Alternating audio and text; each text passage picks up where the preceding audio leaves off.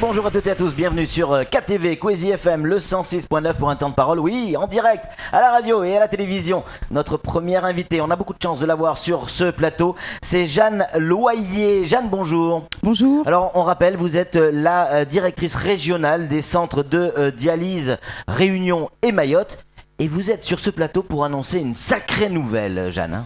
Et oui, vous avez la primeur, nous avons l'heureuse joie de vous annoncer enfin l'ouverture du centre du Sud, puisqu'on a quand même pris centre de dialyse, du Sud qui va pouvoir être opérationnel, et nous avons eu notre premier patient ce matin qui a été dialysé. Donc ça y est, c'est ouvert depuis aujourd'hui en fait. Oui, ce matin, là, à 6h du matin, le premier patient dialysé, tout s'est bien passé. Et nous avons donc les 10 premiers entre 6h et midi aujourd'hui. Alors j'espère que Camille va pouvoir effectivement nous montrer ces images, parce qu'on a également les photos. Voilà, ça c'est le premier patient. C'est Jeanne. le premier patient avec l'équipe, hein. Donc vous avez le néphrologue qui est au milieu, le surveillant qui est à côté et l'infirmière. Donc il est tout heureux puisque il va être dans nos annales. Qu'est-ce que ça va changer pour vos patients? C'est magnifique, hein. On voit les images, on se croirait véritablement en métropole là. Hein.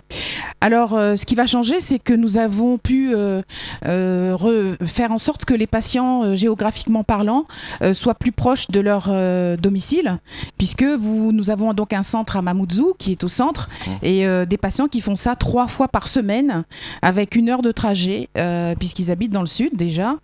Désengorger ce centre, qui est un centre lourd maintenant au niveau de l'hôpital, et permettre à augmenter justement la lourdeur avec des patients beaucoup plus graves du côté de Mamoudzou à la centrale. Jeanne, expliquez-nous, pour ceux qui ne sont pas forcément du monde de la santé, une dialyse c'est quoi? Alors pour faire simple, je ne vais pas rentrer dans des mots techniques parce que je sais que c'est difficile, mais alors la dialyse, c'est quand on a un problème de diabète notamment, d'hypertension, et que le rein ne marche plus. Et donc on fait pendant 4 heures, on va passer sous une machine qui va épurer le sang. C'est pas changer le sang, mais c'est épurer, laver avec des fibres qui vont passer pendant 4 heures. On prend le sang, on prend notre sang, il passe dans une espèce de machine qui va laver le sang, et il est réinjecté dans le corps. Et il est réinjecté dans le corps. Ouais. Ceci 3 fois par semaine, 4 heures. Donc vous imaginez, c'est quand même pas facile. Donc il y a toute une organisation derrière qui se met en place. Et c'est pour ça que l'idée, c'était de perdre le moins de temps possible en trajet, parce que y en a qui mettent 1 heure aller, 1 heure retour. Et l'idée, c'est justement de les rapprocher de leur domicile. Alors, on voit ce centre, on va donner la parole à Samuel dans quelques instants, mais on voit ces images, ce centre qui est magnifique, qui n'a rien à envier au centre de dialyse qu'il peut y avoir à La Réunion ou en métropole. On est bien d'accord, on est aux normes. Je peux même vous dire que nous avons la primeur aussi, la primeur d'avoir le bain d'acide. Le bain d'acide, c'est quoi? Ce sont des poches que l'on met pendant la dialyse et qui normalement sont par poche individuelle, et nous sommes les premiers à avoir, je ne sais pas si vous l'avez en photo, ce sont je pense que vous l'aviez, voilà. C'est donc un liquide qui se prépare directement et qui va aller dans les machines et qui nous évite à porter les poches, etc. pour le personnel. Et ça, c'est une primeur puisque ça n'existe pas à La Réunion. Jeanne, c'est un centre magnifique, on le disait à l'instant. Il y a le côté économique qui existe également. 14 emplois créés. Oui, 14 emplois créés. Local. Ah oui, bien sûr. Nous avons quand même les cadres. Nous avons notre cadre de Mayotte est une Mahoraise, qui d'ailleurs a eu. Nous avons monté aussi un premier DU de dialyse. Elle a été brillamment reçue. Nous avons eu 100% d'acceptation. Et on essaie d'avoir 50% de Mahorais et 50% de gens de l'extérieur. Combien ça coûte rapidement tout ça? L'investissement total a été de combien? 4 millions d'euros. 4 millions d'euros investis sur Mramadoudou. Samuel Bocher, le rédacteur en chef de France Mayotte Matin, a une question à vous poser, Jeanne. On va rappeler que vous représentez une entreprise privée, si je ne me trompe pas. Tout à fait, je suis directrice régionale dans un groupe privé de 15 cliniques, oui. On est bien d'accord que c'est un investissement que vous avez réalisé, vous n'étiez pas obligé de le faire à Mayotte, et que c'est une volonté d'améliorer l'offre de soins à Mayotte. Tout à fait. ça a été un parcours quand même fastidieux. Je me souviens, vous avez déjà reçu l'octroi de mer, par exemple. Est-ce que ce sont des freins qui ont sauté ou est-ce que Non, l'octroi de mer, pour tout vous dire, effectivement, par exemple, pour ce deuxième centre, sur les modulaires, nous avons fait un choix de prendre des modulaires parce qu'on pensait que, justement, au niveau du coût, ça allait nous diminuer. Et puis, finalement, on a quand même eu l'octroi de mer. Ça a été un coût, d'autant que nous avons essayé de prôner que nous étions en santé publique. Et oui, forcément. Ouais. Flo, une question à vous poser, Jeanne. Oui, la dialyse, ça concerne beaucoup de monde à Mayotte. Ouvrir ce centre, c'est bien, mais comment vous faites ? Vous refusez du monde ? Oui. Clairement, vous refusez du monde ? Oui. C'est-à-dire qu'on n'est puisque... pas en mesure de soigner tout le monde ? Non, c'est pas du tout. Nous avons donc mis en place un protocole puisque nous sommes identifiés centre de dialyse et non pas hospitalisation. Oui. Et donc le flux quotidien doit se faire et être validé effectivement par un autre montage puisque il y a aussi le problème du coût. Et donc l'engagement, on va dire État, région est assez important, ouais.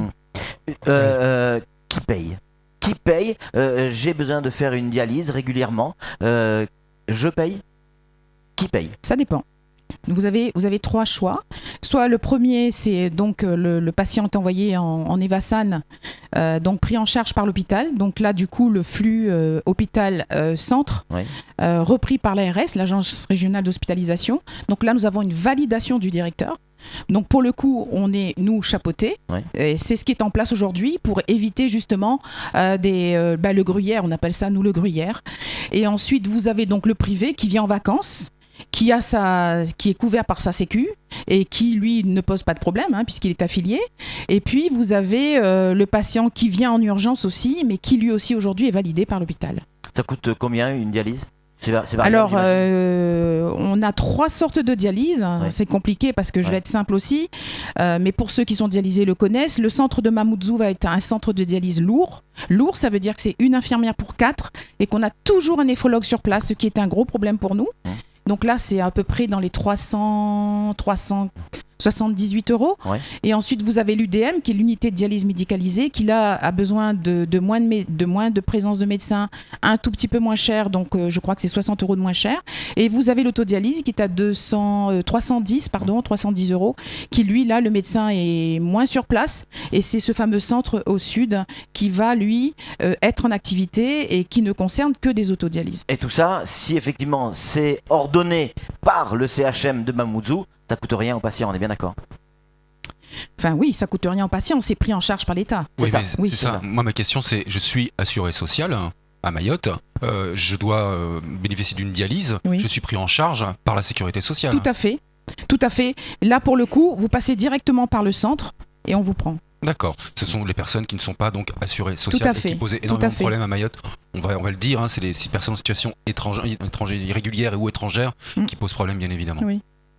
Flo. Justement, moi c'est la suite de ma question précédente. Face au coût de ces traitements et au nombre de personnes, est-ce que vous avez des pressions pour lever le pied un petit peu ? Non, pas du tout. Non.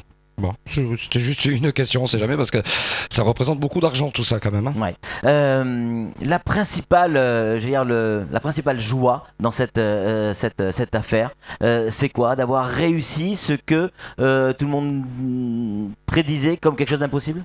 Tout à fait, c'était quelque chose qui date depuis de 15 ans. C'est ça. Puisqu'on avait des difficultés, c'était jamais vous y arriverez, parce que d'abord il faut avoir des néphrologues sur place, donc il faut être attirant, il faut aller cueillir, comme je dis, il faut trouver le juste milieu. Et là, on est dans un domaine où aujourd'hui, c'est plus un néphrologue de temps en temps, c'est un néphrologue toute la journée à 100%, 24 heures sur 24, donc du coup, c'est plus 1, 2, mais c'est 3 ou 4. Et la joie, c'est de dire que quand même, on va désengorger quand même la Réunion, il faut le dire, puisqu'on avait quand même plus de 120 patients qui faisaient la navette entre la Réunion et Mayotte. Et forcément, ça coûte plus cher, il y a l'avion, il y a le transport. Il y avait ça, et puis surtout, c'était que ils n'avaient pas leur famille, ils étaient seuls, isolés, c'est inconcevable. Et c'est ce qu'on retrouve aussi chez les enfants, mais pour les enfants, pour l'instant, ce n'est pas pensable, ce n'est pas possible. C'est vraiment une structure complètement différente et tellement spécifique que c'est trop compliqué. Sam ? On le voit avec le scanner, on le voit avec le centre de Mamoudzou, avec le centre de dialyse et celui maintenant de Marmadoudou. Est-ce que c'est ça aussi l'avenir de l'hôpital à Mayotte, un partenariat public-privé? Bon, alors on va être franc et puis on va être constructif. Je pense que de toutes les manières, c'est incontournable.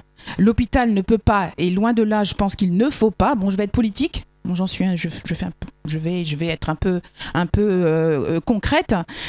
Aujourd'hui, on ne pourra plus tout centraliser sur un public, puisque vous avez différentes démarches, différentes activités qui ne sont pas prises en charge par l'hôpital, et on se complète. Par exemple, moi, j'ai vraiment besoin de l'hôpital, par exemple, pour le laboratoire. Et ça fonctionne très bien. C'est vrai que là aussi, c'est une première parce que ça n'existe pas. Il faut être conciliant, il faut faire des conventions entre nous. Mais je vous avoue que ça marche bien. Jeanne, une petite question sous forme de conclusion, juste pour vérifier une information. Elle n'est pas prévue cette question, il y a toujours une question qui pique sur Kwezi.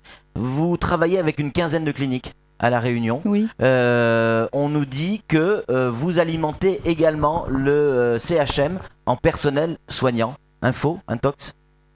Non, là je comprends pas votre question. Est-ce que effectivement il y a des gens qui viennent de vos cliniques et qui viennent pour période ici au CHM? Non. Ça c'est non. Pas du tout même, pas du tout. Nous avons l'inverse, où nous avons des gens du CHM qui viennent chez nous, donc pour nos centres de dialyse. Par contre, nous formons de notre spécificité des gens du CHM. D'accord. Donc vous les formez et ils reviennent effectivement ici à Mayotte. Oui. En tout cas, bravo pour cette initiative. Allez du courage. Vous l'avez démontré. Comme quoi, quand on veut à Mayotte, c'est aussi possible. Ok, c'est peut-être plus dur qu'ailleurs, mais on y arrive. Merci beaucoup Jeanne d'être venue sur ce plateau. On rappelle que vous êtes la directrice régionale des centres de dialyse pour Réunion et Mayotte. C'est tout pour ce temps de parole. Tout de suite, la suite de nos programmes. Merci.